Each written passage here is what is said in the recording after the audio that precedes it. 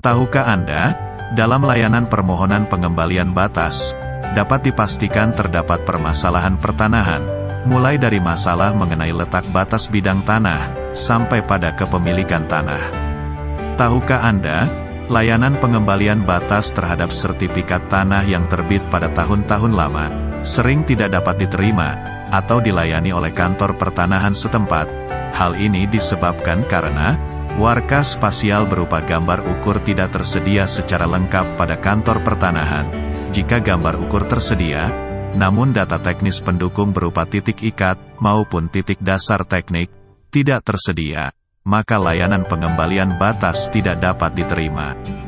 Hal ini diatur dalam Surat Edaran Dirjen Infrastruktur Keagrariaan Nomor 24-3/01.01.02/I-2020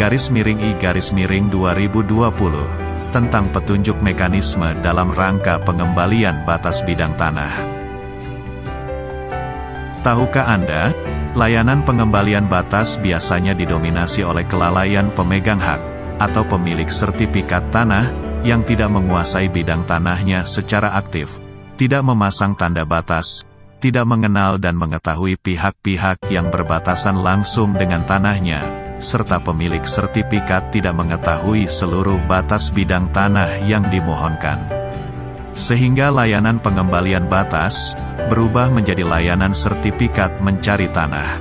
Terkait dengan permohonan tersebut, kantor pertanahan tidak dapat menerima atau menolak layanan tersebut.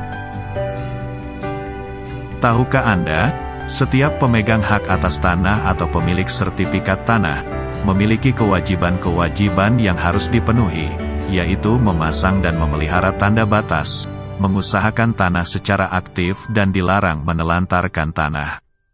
Memiliki sertifikat tanah, sama dengan memiliki buku nikah. Pemilik sertifikat wajib menjaga, memelihara dan mengerjakan tanah secara aktif. Demikian pula dengan pemilik buku nikah, wajib menafkahi istrinya lahir dan batin, menjaga dan membimbing istri.